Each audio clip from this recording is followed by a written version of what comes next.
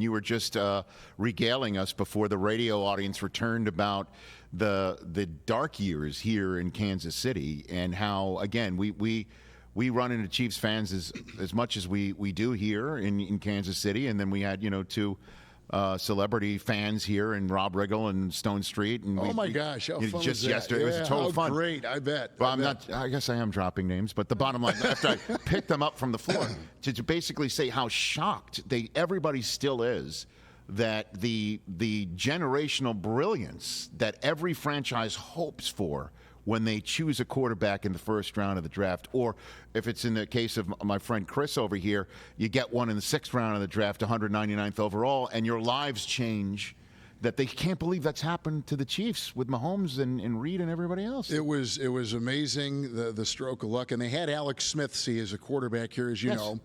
And so Mahomes wasn't thrust into starting as a day one rookie. He could sit and watch and learn how to be a pro. And he says even to this day that was huge for his development. And he started one game, the final game of the season, and played in Denver and won. But Lamar Hunt, who founded the AFL and founded this franchise in Dallas, moved it to Kansas City in '63, had run business kind of the same way with Hank Stram, Marv Levy, and all these coaches.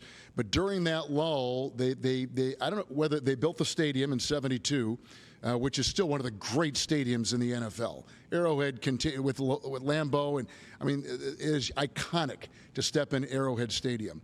But it was empty. And they made the decision to change their front office the way they did business in 1989. They hired Carl Peterson, who was at the USFL Philadelphia Stars. Mm-hmm. He had been with Dick Vermeil in Philadelphia with the Eagles. They brought in Marty Schottenheimer. And really, when you want to know how far back all this success in Kansas City goes, and you use a great term, this generational success, it goes back to '89 when they brought those two in. And since that time, through Dick Vermeil and Herm Edwards, and now certainly the great Hall of Fame quarterback, head coach to be, Andy Reid, this is a franchise that has had pretty much sustained success since the late '80s, which is unheard of in this league. Yeah, and obviously going for a three-peat, and that starts tonight. Yes. An exciting game tonight. Break it down for me, Kevin Harlan. What are you seeing when you're looking at your boards and you see, in purple, Derrick Henry's name? I mean, it's a big amazing change, right? So, what do you think tonight's game will be about? Lamar Jackson has lost 30 pounds over the last 2 years, so he's lighter. He didn't like the way he looked on tape. He said, "I can't get away from guys the way I once did." They've added this sledgehammer of a running back in Derrick Henry, who was well over 1,000 yards last year. He's the very height of his powers, and I think at the top of his game, even though he's 30. And the question with Baltimore is going to be their interior line, not to get too much in the weeds. Yep. Outside rushers have always been the success of their defense. Can they keep those two guys healthy, Ojabo and Owe? And then for Kansas City, it's like living with the expectations, but kind of uncharted territory. We've never had a Kansas City team go through this. They've won 2 in a row. The league hasn't seen 2 consecutive wins since Brady and Belichick. So for the whole league in a very changed landscape, how does this team try to move forward? They changed their receiving core. They've tried to sign some guys that they thought were important, like the All-Pro Chris Jones on the defensive line.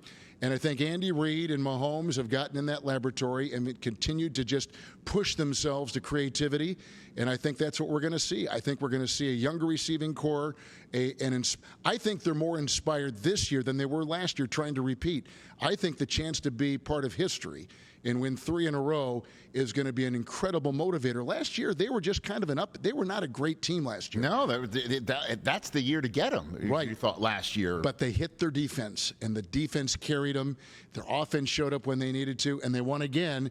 So in a season that was not sparkling, they still won it. I think they rest on that confidence with the desire to really grab history by the throat here and really make their mark. So this year, I think they're going to be razor sharp and play much better in the regular season than they did last year. Catch the Rich Eisen Show every single day on the Roku channel, 12 to 3 Eastern, for free.